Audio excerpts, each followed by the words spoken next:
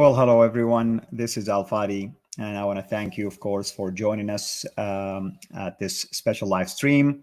I want to welcome, of course, those of you who are in Europe and in Southeast Asia. I found out that this time is very convenient to many of you, so I am thankful that things will work out for you. And at the same time, we want to always accommodate different time zones. So you will see me doing shows periodically at different times simply because I want to be relevant to all of you globally. And the good news is people can always go back and watch these shows. Of course, today the intent is to have Apostate Prophet with me to talk about Islamic misunderstanding concerning the Ten Commandments. I am just waiting for our guest to join us here. But in the meantime, I just want to take the time to, of course, do some quick updates for all of you. First of all, of course, thank you for all of the love messages and prayers that I received from you about my health. I will be having a second surgery that will take place in about 2 weeks from now.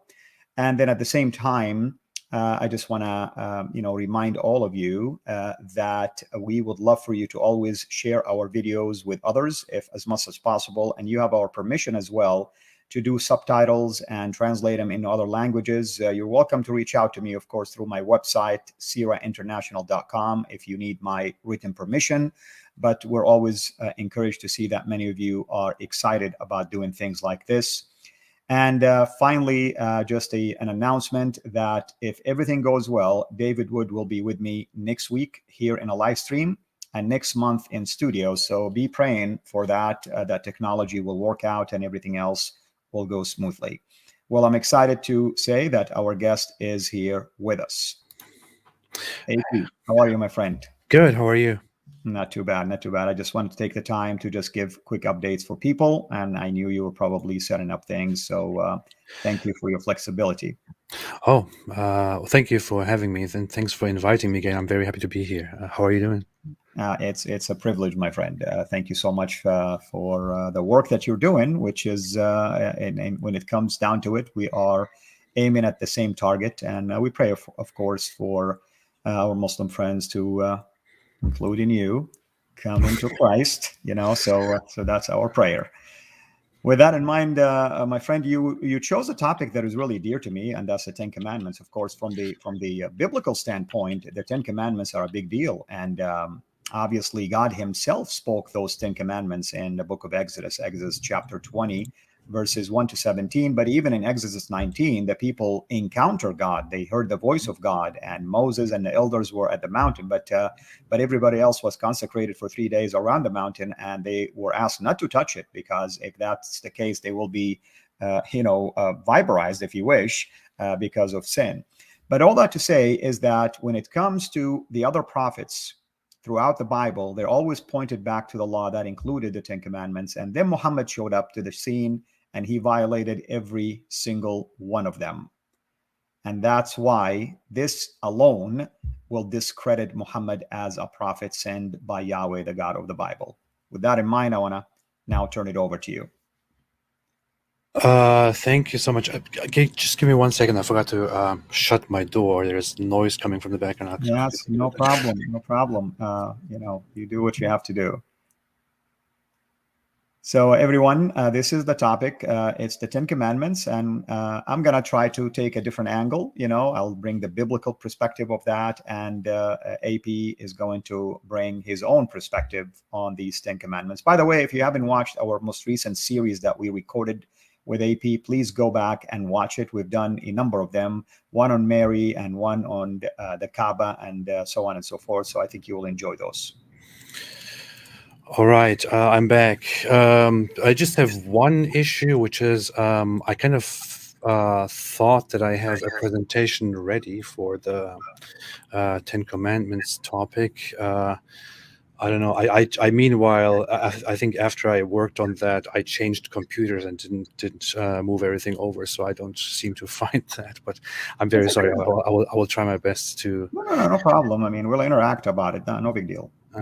So when it comes to the Ten Commandments, I made a video about this before, and I talked about this before as well on different live streams. But So the Ten Commandments obviously is something is a collection of commandments that is that is fundamental in biblical tradition and belief and law.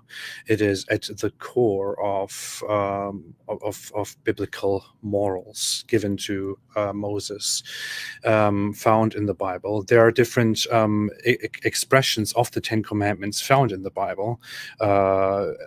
People count them differently, refer to them differently, but people who follow the biblical Abrahamic beliefs generally agree that the Ten Commandments exist and that they can be listed.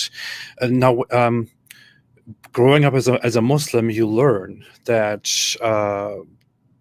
that God, or that Allah in Islam, communicated with Moses on the Mount Sinai, or in some mount, and that Allah, in that case in Islam, gave him the tablets, and on them were things.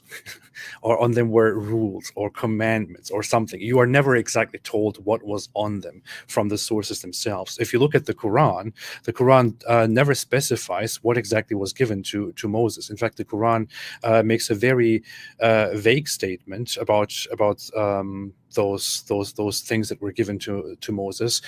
In the Bible, for example, it says, "I will give you the stone tablets with the law and the commandments, which I have written for their instruction," and then the commandments are listed. In the Quran, however, we find in Quran chapter 7, verse 145, it says, "And we wrote for him on the tablets something of all things, instructions and explanation for all things, saying, take them with determination and order your people to take the best of it. I will show you the home of the defiantly disobedient." That's all the Quran really says about what was given to Moses on that day. All things, something of all things. I previously joked about this and said this is something that my 4-year-old child says when we go to the store. He newly, learns to, understand the world and things. Why don't we just buy everything? Why don't we just buy all things? And I remember him asking me that several times. Like, let's just buy all things. And so that kind of reminds me of what the Quran says here. Yeah. Allah just gave all things to Moses, but what things? What is this? Yeah, Allah of the Quran is never precise. He's generic. Yeah, exactly. I'm kind of going through my video here, but I can basically share the thing to have to show what I am looking at here on my part. Sure. Okay, I will. There it is. People can see it now. So I said I made a video about this, the video presentation. I'm basically looking at that again just for quick reference, because I ordered things specifically in that video to look at them. So here in Quran chapter 7, verse 145, it says, "And we wrote for him on the tablets something of all things, instruction and explanation for all things. Take them with determination and order your people to take the best of it." The best of it.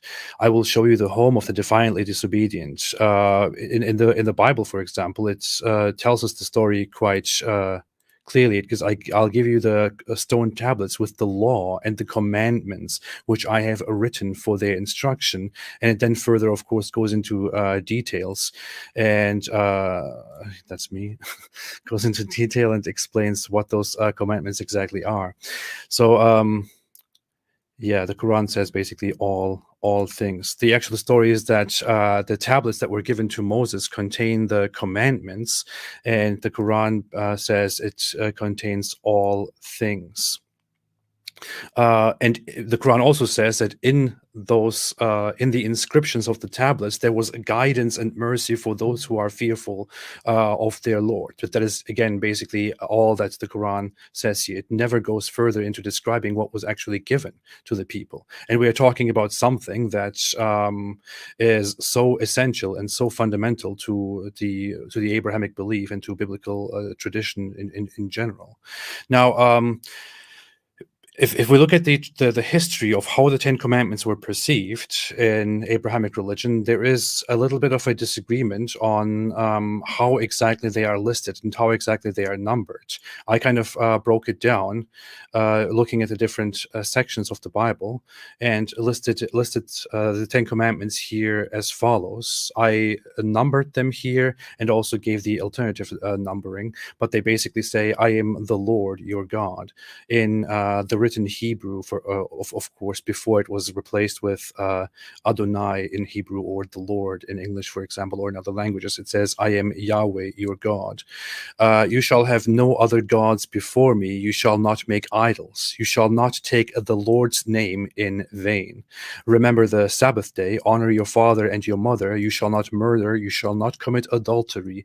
You shall not steal. You shall not bear false witness against your neighbor. You shall not covet your neighbor's wife, house, possession, etc."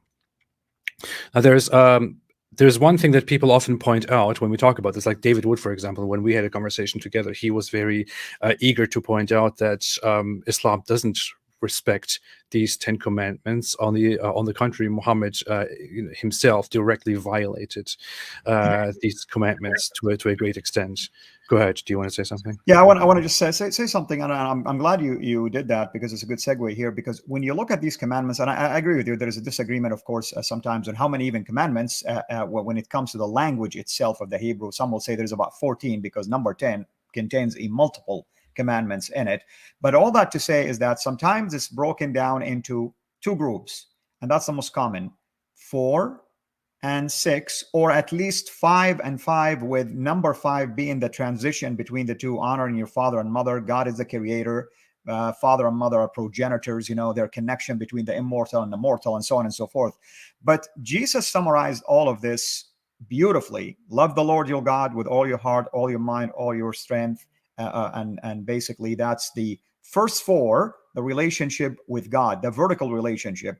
And the last 6 is relationship horizontally, relationship with man, loving your neighbor as yourself. So here alone, you learn a ton of things, by the way, from this in the Bible. Yet in the Quran missed out on something that important, actually. Exactly. Well, thanks for pointing that out. So, as said, there's only a difference in as I also try to point out, there's only a difference in how to list these commandments. But people agree that these are the commandments, and they are again reviewed and relisted, and they are universally known. In Islam, they are not known at all. In Islam, there is no listing of these commandments. Nobody knows what the commandments are. If you ask the Muslim community, if you go to religious Muslim teachers and Muslim believers and ask them to list the 10 commandments, what are they supposed to look at, and what are they supposed to give you as a source? They might be able to list these rules here, these commandments, and if you ask them for a source for these commandments, they will have to go back to the Bible. They will have to go back to the Bible and say, well, we know the 10 commandments because they are, but we have to look at the Bible for them. We can only, parrot them from the Bible. But the funny thing about this is that Muslims are not supposed to read the Bible according to Muhammad's teachings. They are not supposed to believe in the Bible. They're supposed to, when Christians and Jews approach them and tell them certain things about the Bible, according to Muhammad's suggestion, according to Muhammad's recommendation or commands, they're supposed to say, "I neither believe nor disbelieve in what you say," because Muhammad tried to appropriate the Christian and Jewish beliefs, and halfway through realized that a lot of the things that Jews and Christians say are not really in his best interest, because they really reveal him to be a liar or a fraud or whatever it is. So his best response to that was, when the Christians and Jews tell you something, neither believe nor disbelieve in it. Just leave it to me. And then he brings the best revelations of Allah, of course, and invalidates everything that the Christians and Jews say, which he does not like. But we are left with this. The 10 Commandments are not listed in the Quran. They are not found in any Islamic source. They are only found in the Bible, which Muslims today claim is corrupted, or was corrupted by Christians and Jews in the past. Yeah, what happens in the Quran is the Quran tries to list different commandments or tries to list different rules, and Muslims generally try to go to those to those rules in the Quran and try to say the Quran reviews or lists those rules loosely in different parts, and they try to appeal to different Quran verses and say, look, these Quran verses actually mention these commandments, so they try to make up for the lack of the Ten Commandments in the Quran. So they bring forth certain Quran verses, but the Quran verses, the Quran does not contain a the Ten Commandments as we find them in the Quran. It is simply not found there. The Quran has different commandments, as different lists of rules. For example, one that is that people often refer to is one that says, "Do not associate anything with Allah." Treat your parents well. Do not kill your children. This is apparently in reference to people in pre-Islamic times committing, infanticide when they cannot take care of their children, which is one thing that Islam has some big propaganda on, and which is not really historically verifiable. Do not approach immoralities, which is just very vague. It's not really a commandment. Do not kill the soul, which Allah has forbidden, which is also, again, very vague in this regard. The soul which Allah has not forbidden. So it doesn't say do not murder, for example. Like in the Ten Commandments, what is perceived as do not kill is actually do not murder. In the Quran, it simply says do not kill the soul which Allah has forbidden, but that could be anything. People twist that within the Islamic community as they wish. Do not approach the orphan's property. Give full measure and weight in justice. When you testify, be just, and the covenant of Allah fulfill, which is just a vague commandment again. So what you find as alternatives in the Quran do not agree with the Ten Commandments in the Bible, and the Quran also does not give any new account of them. Now, if we want to review these Ten Commandments and look at them again in the twisted light of Islam, we have to say there are just so many problems with them, aren't there? And if you just come to the very beginning, which might be considered the first commandment or simply the introduction to the commandments, I am the Lord your God. It already begins with what I have pointed out before quite often. I really have a big problem with this. It already begins with I am Yahweh, or the four letters Yod Ha Weh Ha, the Tetragrammaton. I am Yahweh your God. That is his name according to the Quran. According to the Bible, which is basically hidden out of respect or out of fear by Jews, and then continued into the Christian tradition that way by saying Lord or Adonai, our Lord, instead. And if you ask Muslims what the name of their God is, they will say it's Allah. They will not recognize Yahweh, because Yahweh doesn't exist in Islam, although the Islamic God, if appropriated from Christianity and Judaism, is supposed to be named Yahweh. That is simply the name. There is no way out of this. And we also did a long presentation about this before. I made a video about this before, and how Allah gets his name wrong. So it already begins with something that Islam is completely unfamiliar with: Yahweh. Who is Yahweh? I made a video about this called How Allah Got His Name Wrong, in which I explained this in much detail, and we also went through that together right here on your channel. You shall not take the name of the Lord your God in vain. Islam doesn't have any such rules. It never addresses anything like that. On the contrary, Muslims are quite liberal in how much they use the name of God. The name of their God, of Allah. Sorry, go ahead. Yeah, exactly. I mean, even when I accepted Christ, I retained that habit of swearing the whole time until people took me aside and said, listen, do not take the name of God in vain. And it dawned on me. I realized what that meant. But, it's absolutely, you're right. It's a habit, and you grow up basically hearing it all the time. And I hate to say this also, AP, that sometimes when a Muslim are swearing using the name of Allah, it's almost like they're telling you, I'm not going to do it anyway. You don't take it seriously, Yeah. You know, because it's common usage. It has been like that forever in Muslim culture and at the beginning of Islam.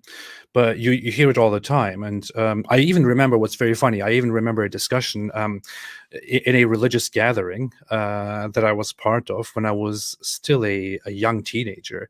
I remember how I was sitting there with older people who were all religious Muslims in our community, and we had some people who just who just started taking their religious seriously and who joined our community, and they said something like, "We Muslims often just say Allah whenever we are angry, we are happy, we are sad, when we curse, and whatever it is, we just say Allah whenever." But doesn't the Bible? I mean, don't the Christians and Jews believe that we should not do that? And then the response from my religious elders was that this is a commandment which we are not given in the Quran. This is something that they believe in, and we can neither, confirm nor reject what the Christians and Jews say and what their corrupted Bible says. Which is why this is not applicable to us. We should simply do our best to be respectful and reasonable. But again, when Muslims are angry, they say Allah, Allah, or Allahu Akbar, whatever it is. They just they combine Allah, the name of Allah, with quite inappropriate things when they are angry or when they are happy and whatever it is. So there is no such rule, no such moral code in Islam at all. I pointed out before that I think the only things that the Quran has in common, or that Islam has in common with the Ten Commandments, are you shall have no other gods before me, and you shall not make idols, and that only by name, only by words. So this is what Islam actually, what Islam seems to, agree on. You shall have no other gods before me, and you shall make no idols. The Quran is very big on Allah is the only one. Don't believe anything else, or don't believe that Jesus is God. Don't believe that this is God. Don't believe that Allah can have a son, and don't respect those idols, or else destroy them wherever you find them, and so on. So this is the only thing that Islam is big on. But ironically, as many of us might know, Islam also really Islam also has a lot of polytheistic pagan aspects, which it simply adopted from pre-Islamic polytheism, and thereby it breaks its own rules by taking the Kaaba, which is essentially a pagan element, and making it the foundation of its own religion, and even engaging in the reverence or almost worship of the black stone, which is at the corner of the Kaaba. That is an idolatrous practice, which the pre-Islamic polytheists used to do for their polytheistic religion. So Islam breaks its own rules very much. Okay, let's get back to the list of the commandments to look at them once more. Now, I am the Lord your God is not respected. You shall have no other gods before me. Islam explicitly agrees with this, but doesn't really keep it. You shall not make idols. Islam explicitly agrees with this, but again, takes idolatrous practices from the pre-Islamic polytheists. So those are gone. You shall not take the Lord's name in vain. Islam doesn't have any such thing. When it comes to the Sabbath day, this is very funny. Islam doesn't care about any such thing as the Sabbath day. Islam only mentions the Sabbath in relation to the Jews, and says that the Sabbath was only appointed for those who differed over it. It says so in the Quran, in Quran chapter 16, verse 124. Yeah. And this is a verse or a statement that has caused a lot of disagreement within Muslim history, within Muslim scholarship, on what exactly this is in reference to, and what exactly the implications of this are. But the implications seem to be that the Sabbath was kind of imposed, or made as a strict rule in response to people simply not following God's rules properly, which is why Allah imposed certain strict rulings upon them, which is simply absurd and not really in alignment with the actual tradition of this. Go ahead. Yeah, I want to just add to the Sabbath thing. The Sabbath is so important when it comes to the people of God that their punishment, being sent into exile, was because of violating the Sabbath. I mean, that's how important it was. Now, if Muhammad is claimed to be a prophet like Moses, then he failed miserably when it came to the Sabbath. Miserably. I mean, because he actually violated it and actually bringing doom on the people of God, if that's indeed what he's doing. Exactly, exactly. And the problem with the Sabbath is, what is very funny is when you ask Muslims about the whole narrative of God creating, the world in 6 days and resting on the seventh day, and that basically corresponding to the Sabbath, and humans being told to observe a similar rule, which humans perceive as rather a symbolic thing, as a um, for humans to observe, because everybody agrees that God does not need to rest, right? God does not need to work for a specific time and then rest, but that this is the narrative, and this is an example, and humans are supposed to follow this, and they did follow this for quite a long time. Muslims usually, when asked about that whole narrative, say, no, that cannot be true. Allah doesn't need to work on specific days. It doesn't need to rest. Allah is above and beyond that. Ironically, the Quran agrees that Allah created the world in several days, and it says, "Who created the heavens and the earth in 6 days, and then established Himself above the throne." So. What is very funny about this is that Muslims do not agree that God rests on the seventh day, and they say resting, that is completely beneath Allah. Allah doesn't need such a thing, and they do not that they fail to grasp this the symbolic example within that. But at the same time, they do believe that Allah created the earth and the heaven in 6 days or 4 days. The Quran is kind of vague about this, and that he then, after creating everything, ascended and established himself above the throne. He basically went above and sat on his throne. So if the whole symbolic aspect of God resting on the seventh day to make an example for humans is so absurd, then how exactly is it acceptable to say Allah created the world in 6 days and then went and established himself above the throne? Shouldn't you also, with the same with the same rejection, also banish that from your narrative? But no, Muslims simply accept that because it is in the Quran. Somehow it has to make sense. But yeah, the Sabbath is not part of Islamic tradition at all. What Muslims have instead of that is the Friday. On Friday,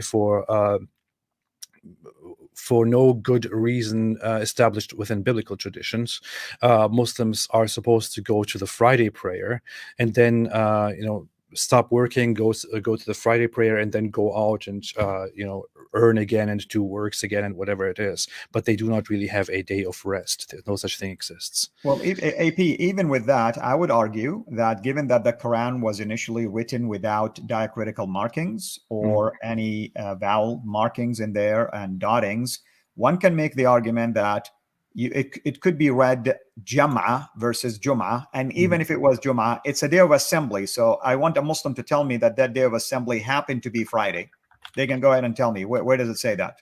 Yeah, that is a good point. It only says it only refers to it as a day of assembly. That's all it is. That is true. That's a good point to make. Give me 1 second. Okay. So moving on. The Ten Commandments go, honor your father and your mother. You could say that Islam teaches you to be good to your parents, to be nice to them.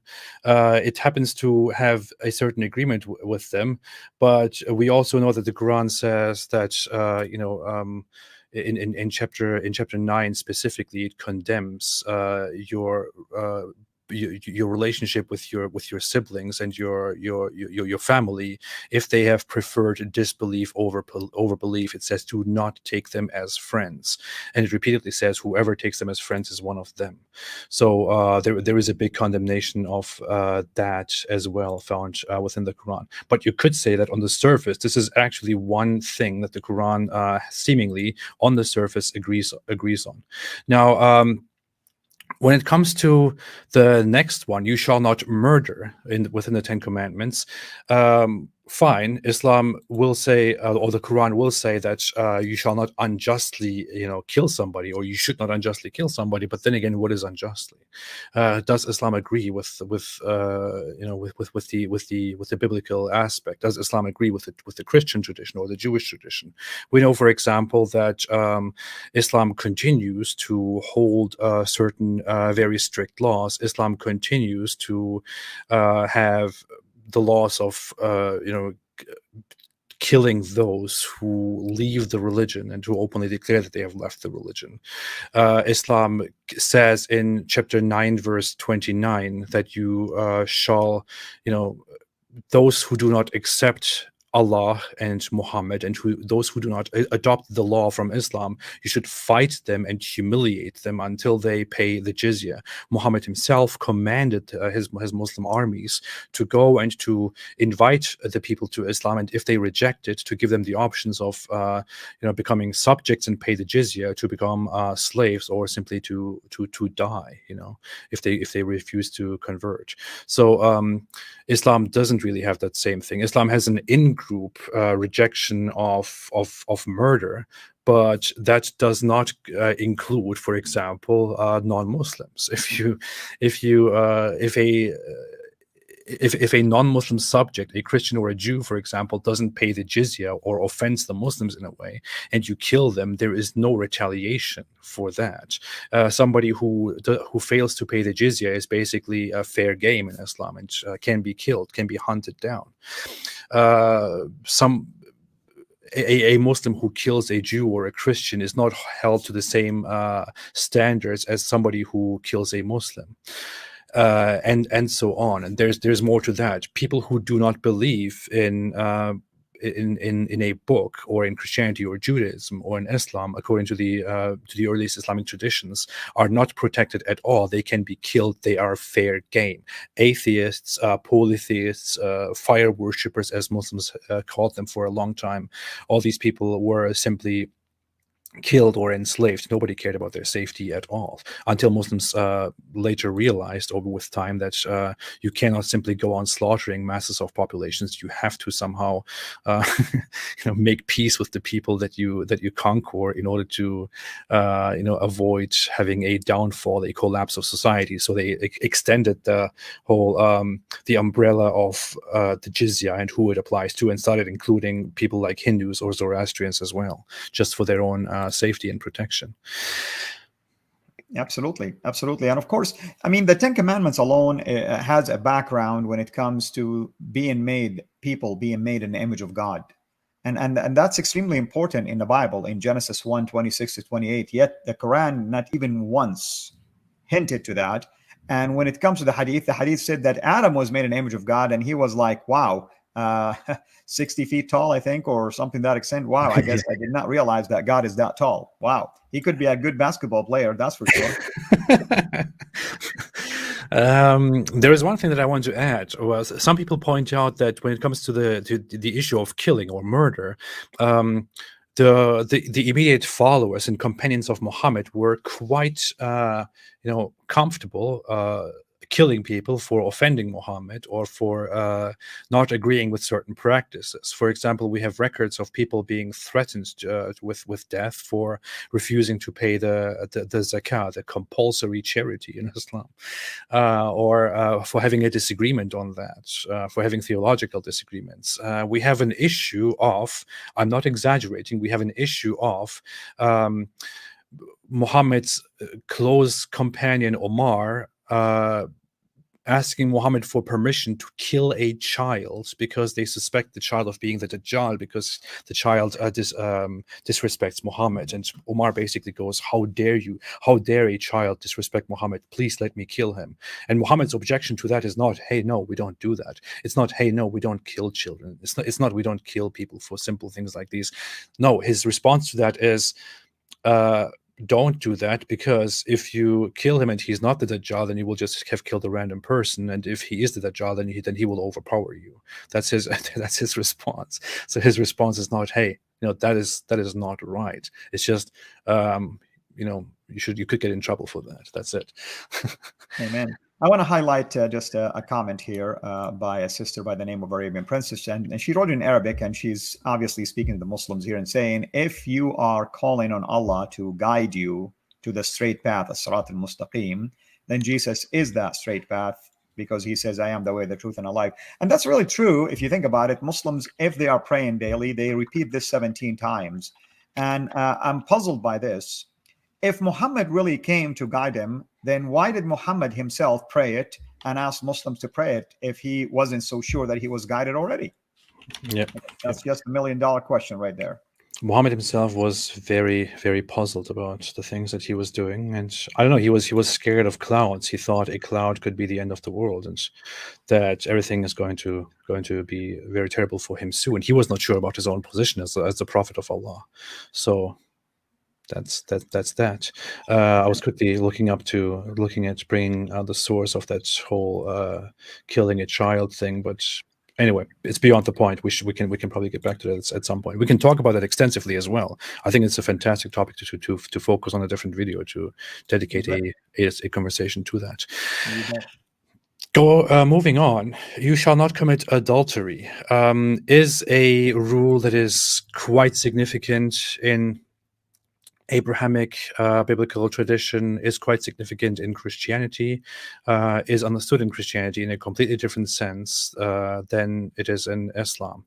In Christianity, you are told to a man and a woman, and to love one another, to not look at others, wives, to not look at other women with specific eyes and desires, and that is already an entrance to adultery and all that. Islam, of course, doesn't have such a concept. In Islam, we have the hijab for very specific reasons. The hijab is there so that Muslim women, initially it was married Muslim women, but so that Muslim women can be covered up, so that they can be hidden from the eyes of men out there, and not from any men, from the eyes of Muslim men. The hijab was initially introduced because Muhammad's companion Omar, the notorious guy, as always, he always pops up somewhere with troubled issues. He comes out and says to Muhammad repeatedly, hey, tell your wives to veil themselves. I recognize them when they go to the toilet, when they go out to the bathroom. I recognize them. We see them. They walk past us and we see their faces. Please tell them to cover themselves. So eventually Muhammad ends up and says, okay, I just received a revelation from Allah. Allah told the women to cover themselves. And then all the Muslim women follow this rule and they cover themselves up. And if you look at the interpretations of this by the early Muslim scholars, including Ibn Kathir, who is the biggest interpreter of the Quran, the most popular one, he says that the hijab is a rule imposed for Muslim women, for honorable Muslim women, to separate themselves from prostitutes and what does it say? Slaves and prostitutes and disbelievers, or something like that. I don't remember the exact wording. I don't want to misrepresent that, but that is basically the message that he gives, and that Islamic scholars give. So Muhammad makes a revelation because he's pressured into it by his friend Omar. He says, oh, okay, fine, I listen to you. Allah just sent me a revelation, cover them up. And this is only so that they can protect their own wives from the gazes of men, unlike the disbelievers and the prostitutes and the slaves, because Muslim men are not discouraged from looking at women. On the contrary, Muslim men are allowed to take up to 4 wives, to threaten them with divorce and to take new ones if they are not happy. They can do that. Muhammad himself was encouraged to do that in the Quran. And Muslims are also free to fight for Allah and to take an unlimited number of concubines from their opponents, from their enemies. That this includes when they fight a group of people, and this group of people and the men on the other side have wives, and the men are then defeated. Muslims are free to simply annul the marriages of the wives of those opponents and to simply take them as slaves and to have sex with them. And those slaves would then not have to wear the hijab. They could be just open and reveal all their beautiful aspects, so that the men can nicely look at them and have sex with them whenever they want. And then also, of course, Muslims are promised the whole virgins in heaven issue. So the whole, the thirst for more women out there is always induced and always promoted within the Islamic tradition. I know, tough topic, but that's Islam for you. That's right. You gotta go where the evidence lead, I guess. Yes. But of course, one thing that we can say, which Islam agrees on, is that if you happen to commit adultery and there are 4 witnesses, then you are supposed to be put to death. Yeah. So I mean, just think about it for a second, AP, from a logical standpoint, from an evidentiary standpoint, from a legal standpoint. Who in the world is going to watch a rape and ask 3 others to come with him to watch it and then go and tell? I mean, seriously, is this how God protects women? Is this God's way of trying to at least inflict justice on rapists? I mean, come on, man. I mean, it's almost like watching a pornography. That's what Muhammad basically is enforcing here, technically speaking. Yeah.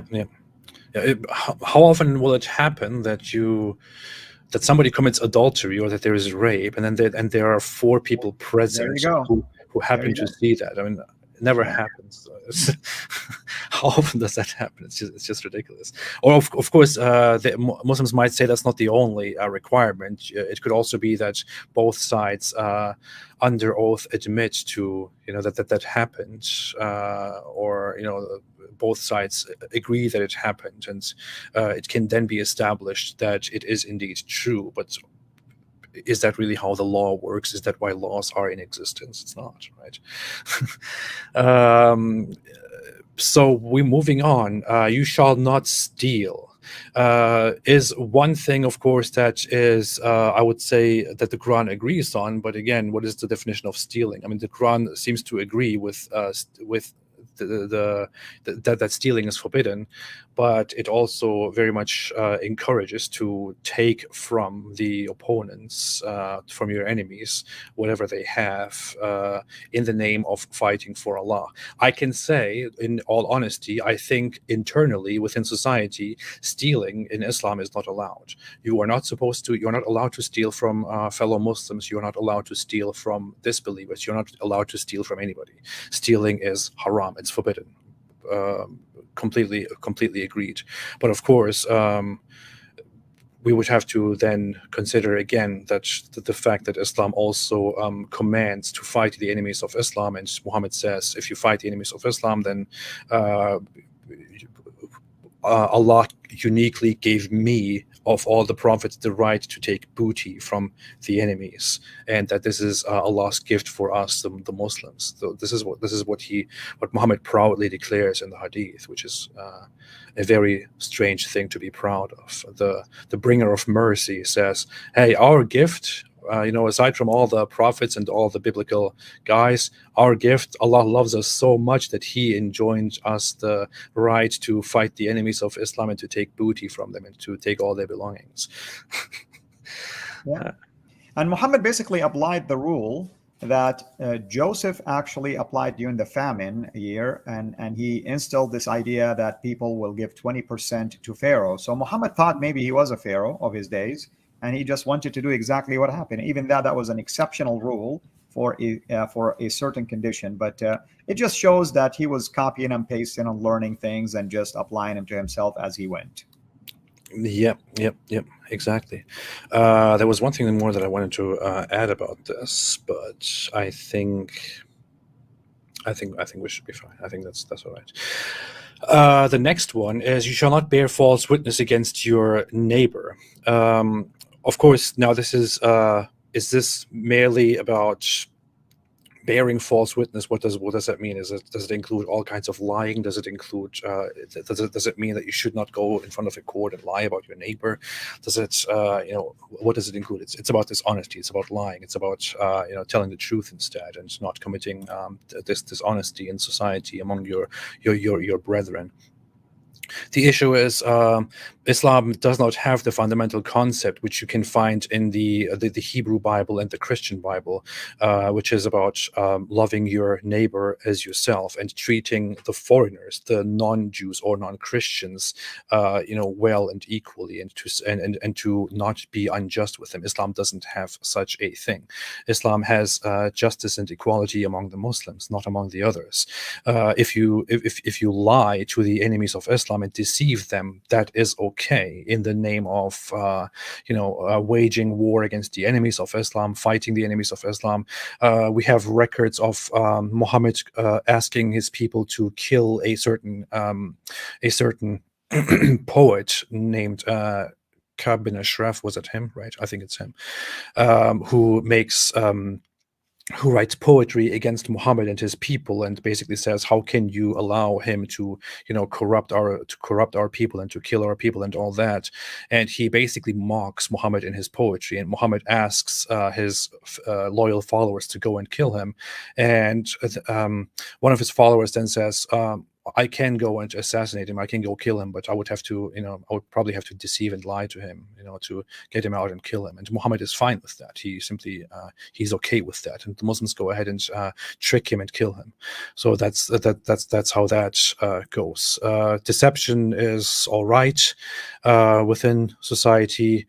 There is no discouraging of being dishonest. There is no such thing. You do not have to speak the full truth. You can conceal the truth. You can conceal the facts if it is in favor of Islam, if it is in favor of the Islamic society, if it is in favor of Allah and Muhammad. There is not a complete rejection, categorical rejection of dishonesty.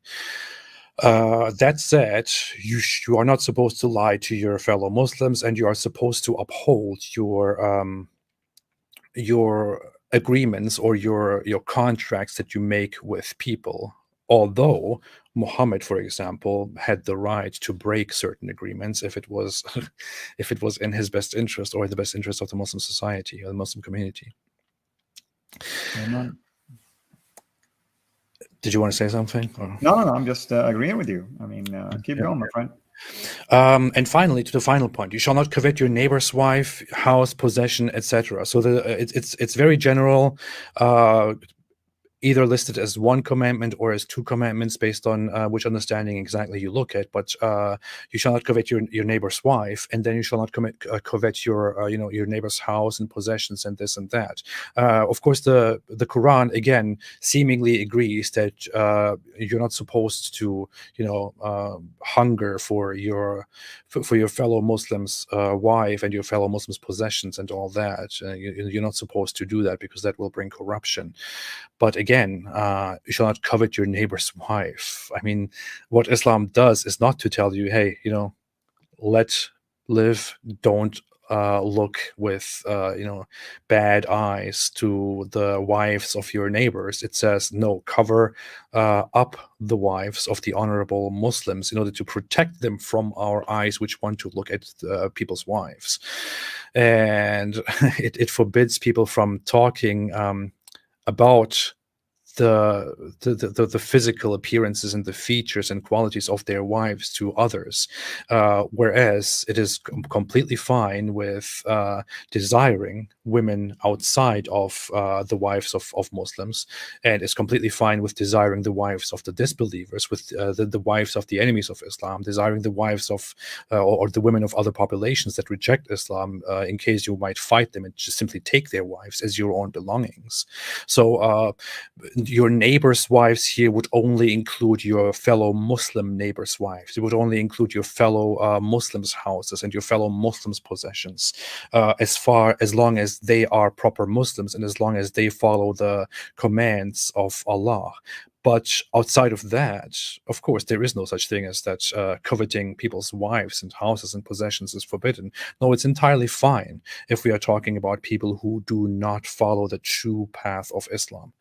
So, so much to say about that last commandment, which is a commandment that is in place as a commandment that is supposed to establish stability within a society.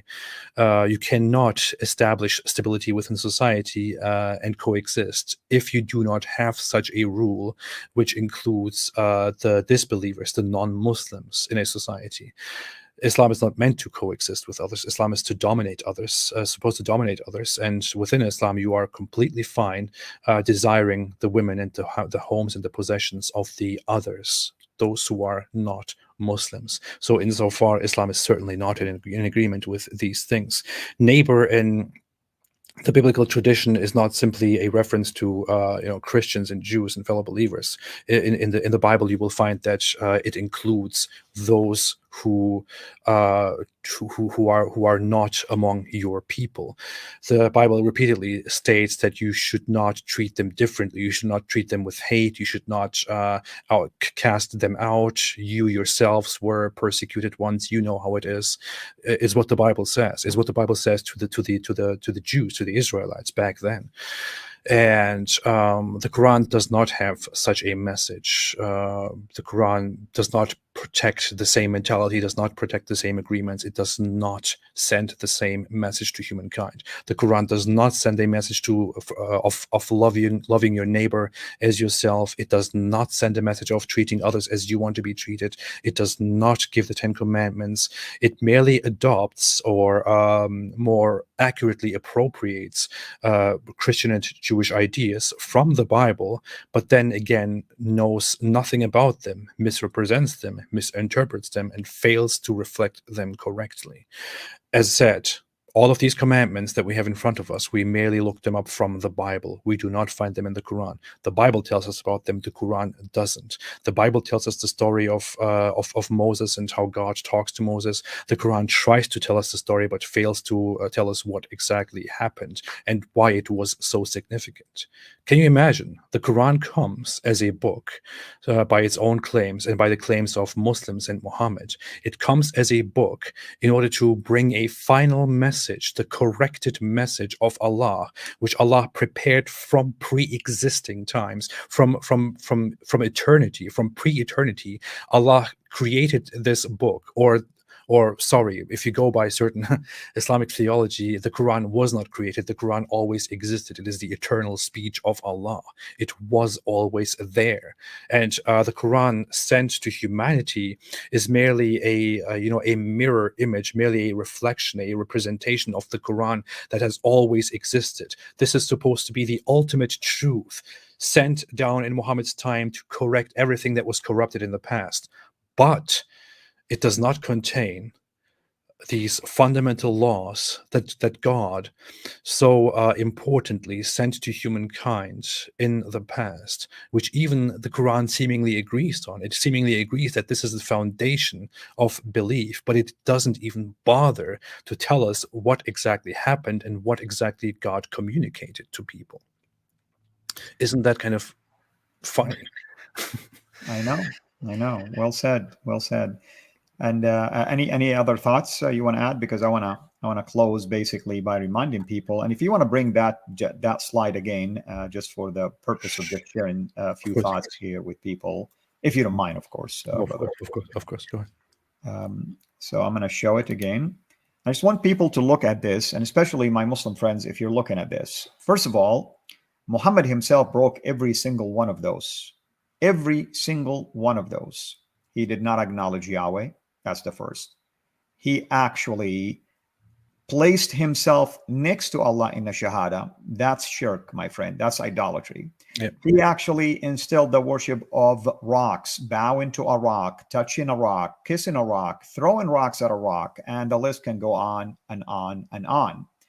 And then when it came to the Sabbath day, I challenge you to show me where did Muhammad ever honored the Sabbath that God instilled basically and instituted. If the idea of honoring your father and mother is something that, and I agree, Islam always emphasized, Muhammad asked people to go and fight and kill their parents because they did not follow him. So how is that honoring father and mother? And then you come to murder. You've heard, AP mentioning about just the mere fact of killing any murtad. And by the way, anyone can do it. Okay, anyone can do it. In fact, you should really watch, a video that was done by Ali Dawa about this. Speaking of that, of course, we're going to ask you a few questions about the most recent encounter with Ali Dawa. And then you have the adultery. Well, Muhammad instilled the idea that you can take anybody's wife during a battle, even if she's married, and you can sleep with her. That's adultery right there. And stealing people's property and deception to do whatever it takes, technically speaking, that is favorable to him. And finally, Muhammad coveted not only his neighbor's wife, his adopted son's wife. So there you have it. And yet you're telling me this is, a man that was made to be a model for mankind? Wow. If this is the model for mankind, I guess I am definitely much better than him, and you should follow me. And AP also. And David Wood. Even me. But that's actually a very good point. I completely forgot to mention that. But according to the Quran itself, Muhammad desired his adopted son's wife, while his adopted son was still married to her. So according to the Quran itself says, Muhammad goes and sees her in an appropriate situation, according to the biographies, and then it seemingly looks like Muhammad desires her. So his adopted son comes to him, Zayd comes to him and says, "Hey, do you want my wife?" And he's like, "No, keep your wife." And then the Quran then makes a revelation, and of course we all know the Quran is not actually a revelation from Allah. It's actually Muhammad himself making things up. Of course, on the surface, he wants to be reasonable and says, "No, keep your wife." But then he makes a revelation, and the revelation says clearly that Muhammad himself had in his heart the desire for the wife of his adopted son. So the Quran itself admits that Muhammad was actually coveting the wife of his adopted son, who also was his cousin, by the way. So it is really a very interesting point, showing that Muhammad himself, the ultimate prophet, the ultimate moral guide for all humankind, was not keeping this very simple commandment of stability, And another point that you mentioned, which is a good point, is about killing apostates. Again, Muslims will often argue that killing apostates is something that will be done lawfully within an Islamic society by the by the Islamic authorities. True, normally it is supposed to be done that way. It is supposed to be done in such a way that an Islamic state is established, and then an Islamic ruler or an Islamic court then judges apostates and, of course, puts them to death under different conditions. But the issue is, according to agreed Islamic law, according to the 4 schools of law, according to the schools of law and the classical books of Islamic law in general, if somebody is a blasphemer, or if somebody is openly an apostate, and somebody from among the Muslims goes and kills that person, that is not a major crime. It's not a major sin. It is merely a what do you call it? A misdemeanor. It is merely an inappropriate act, and the judge can choose to punish that person or not, or simply to say, "Hey, you shouldn't have done that."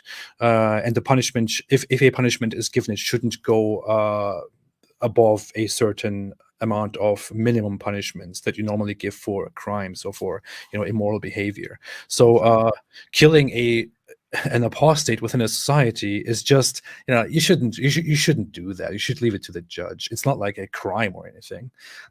Absolutely. I mean, even a murder, as you know, under Sharia law is not a capital crime, because you can still offer blood money to the family of the deceased, and if they would accept it, you're home free. I mean, that's it. It's over. So it shows that there is no regard to mankind and humanity, and in this case, no respect for the marriage relationship. And my goodness, this is your adopted son's wife. I mean, out of all people, I mean, it's almost like if I want to run for the office of the prophet to replace Muhammad, this will be one of my campaign, promises. You can keep your wife. I promise you that. It's really a strange thing to imagine, right? I mean, imagine yourself. You adopt a son, and at some point in your life, that son becomes ready to marry, and you marry that adopted son with a very beautiful woman that he desires, and then they are married, and you occasionally go to visit them, and you're like, oh, I really wish that was my wife. I really wish I could just take her. And then and then that somehow comes out, and your adopted son is like, okay, you know what, I will just let her go, you can have her. And you're like, no, I don't really want that. But then you reveal in the end, or Allah reveals for you, that you desired your adopted son's wife all along, which is just, that's the perfect moral example for all humankind. So, I mean, if a regular person has such desires, I would be like, okay, that's kind of messed up. But we're talking about the perfect moral guide for all humankind. Isn't he supposed to have some proper example of feeling and acting and conduct and whatever it is? Apparently, he doesn't. Oh, man. Okay, so two quick things. First of all, tell us about your recent, I guess, I don't know how to call it, debate, dialogue with Ali Dawah. How did that go? It was fantastic, if you ask me. Well, what happened is that Ali Dawah challenged me to a debate very long ago. And his whole understanding of a debate long ago was come to London, come to my park, I will smash you and stuff like that. And I said, hey, you know what, I'm not going to do that. If you want a proper debate, set up a proper debate. I'm not going to come to your park. So it stayed like that for a while, but then recently he was acting all tough to Douglas Murray on Twitter, and then I responded to him saying, "Why are you doing this again? You will just, if he happened to accept a debate with you, you would simply make up tons of excuses and run away. Stop acting all tough." And then he was like, "Oh, how about you? How about you debate me?" And I was like, "Yeah, sure, go ahead. If you want to set up a debate, I'm ready here. Moderator online." Of course, he bent the rules so much. He forced me to. He basically tried to force me to accept a face-to-face debate. I said, "If you want face-to-face, we can do it in America. Come here, travel here." He agreed to that. In the last moment, he said, "Oh, I just noticed I can't come to America because I don't have the vaccine, and America demands a vaccine from me. So now you have to come to Mexico." And I said, Are you kidding me, man? Was it my condition to do this face to face? Why would I have to go to Mexico now? This is your fault.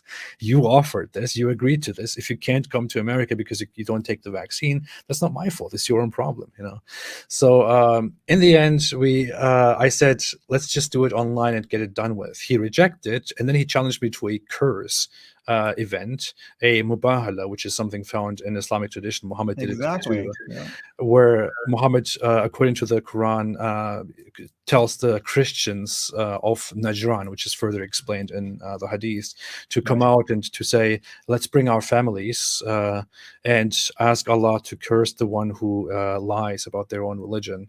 And then he actually goes and brings his grandchildren and his family members out there to ask Allah for a curse. And the Christians are then, according to the report, the Christians are then so amazed by this that they, concede and decide not to do this. But I mean, you can clearly see the thing here. The Christians probably think that's kind of messed up, We're not going to do that. Exactly.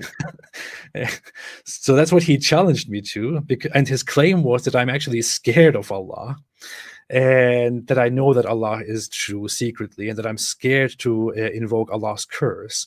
And I said from the very beginning, this is ridiculous. I don't believe in Allah, and I am happy to come on there and to ask Allah for a curse. It's no problem for me at all, but it's just ridiculous. It just shows how ridiculous you think.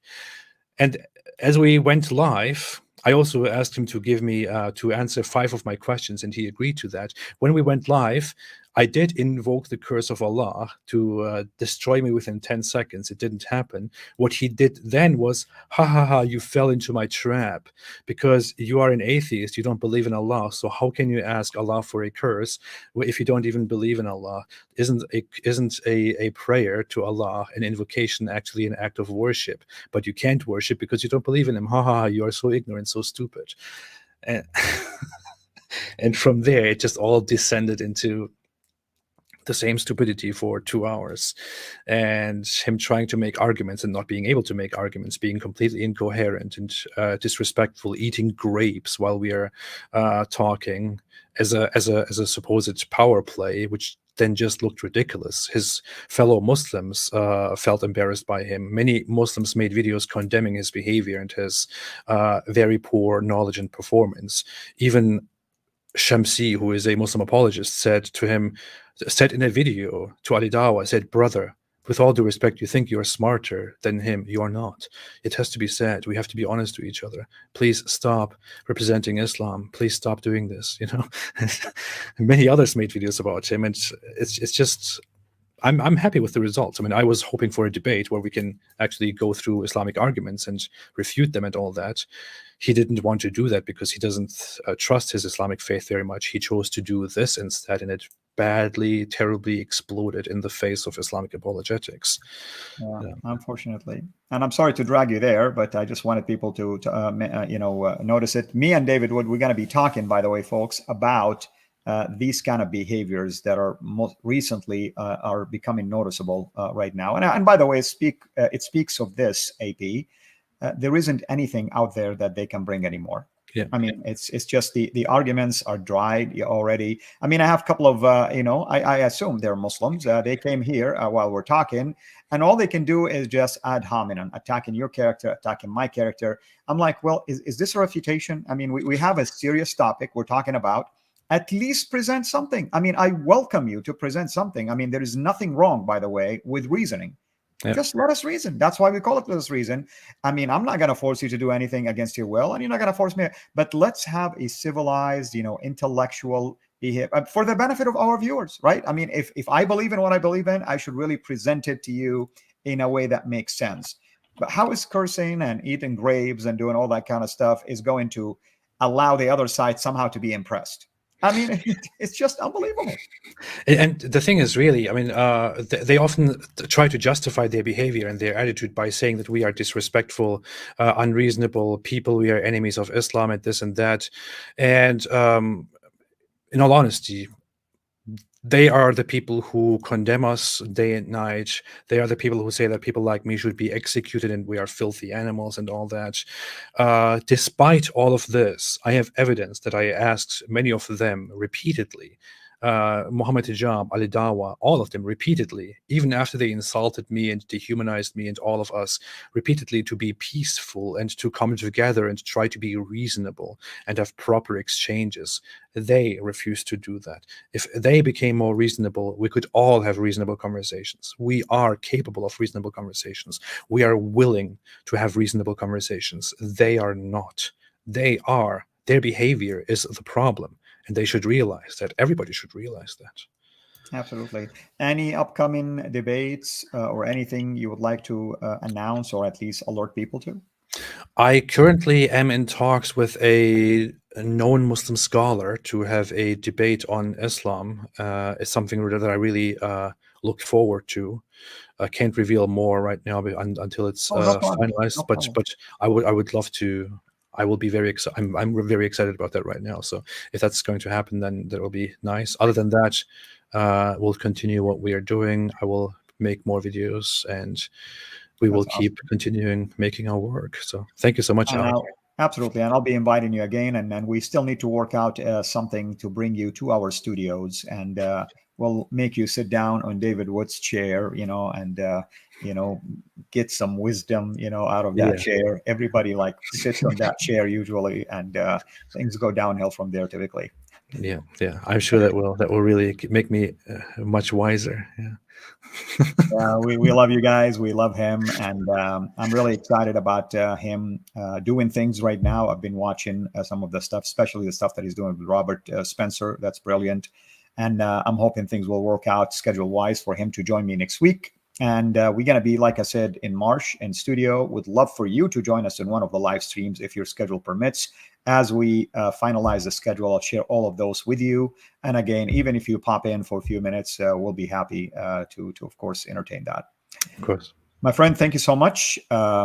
We continue to pray for you, of course, your family, your kids. And also, we're so thankful that you are doing what you're doing. I mean, and we're praying that you'll be in our team soon, my friend. I mean, again, I have to throw it out there, but the Lord is good. And we are, of course, thankful for all of those who are watching us right now. Please, as I said at the beginning of the show, make sure you spread the word about these shows, share them with others. I personally give you my approval to download my videos and upload them in other channels if that's what it takes for people to be aware of the work that we're doing. I encourage you to subscribe to AP's, of course, channel. We have the moderators did an excellent job giving you the links for that. But by all means, support him, subscribe to his channel. Learn from his videos. At the end of the day, AP is doing an excellent job. He is focused on a topic. And that's what I tell people when AP is here. We're talking about a specific topic that is beneficial, technically speaking, to even our cause. And we both are trying to help Muslims realize that they are not on the right path. And that's my hope, of course, that they will come to Jesus. And thank you, AP, for what you do. And we appreciate you. Thank you so much. Thanks, everybody, for viewing, and stay away from Islam. Yep, there you go. That's the famous phrase. Thank you, everyone. This is Al Fadi, over and out. Take care. Blessings to you.